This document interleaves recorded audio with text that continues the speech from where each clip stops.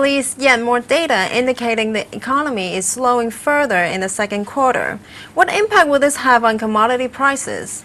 Well, the slowdown of the economy of China will definitely have an effect. The effect was release a bit of pressure for this time.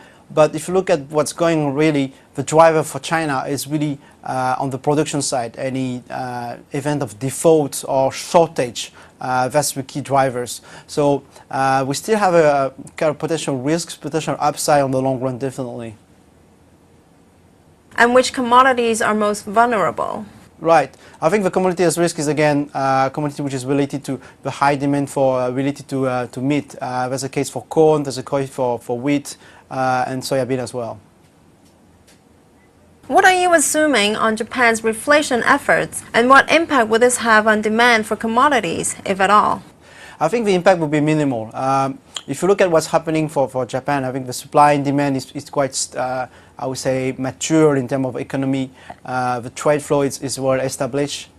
You don't have a lot of surprise, except a major event will happen 2 years ago.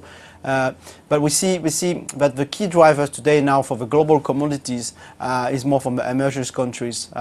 One from the demand, such like countries like China, India, Indonesia, who can have a swing factor in demand, and the key producing countries like US and Brazil.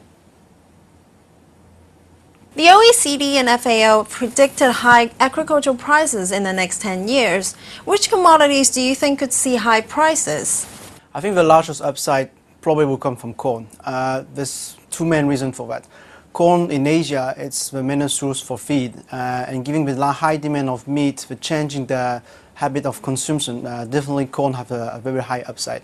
And the other factors, it's corn is a very important alternative source of energy from the ethanol part. So both all in all, I think there's a lot of upside potential for corn.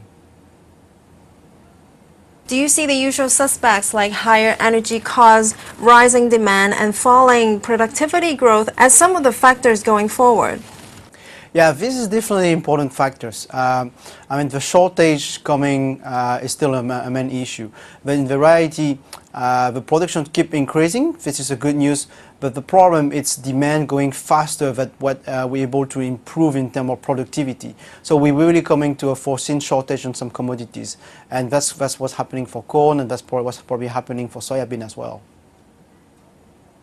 Cotton is up 13% year to date. Do you see prices closing the year with strong gains as well?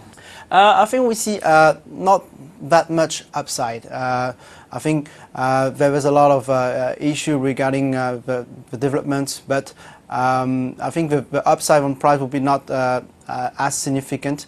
But the little upside will come from two main reasons. The South and Central America will have a bit of downside in supply, and more discipline for Vietnamese farmers to hold a bit the stock, expecting to have a better price.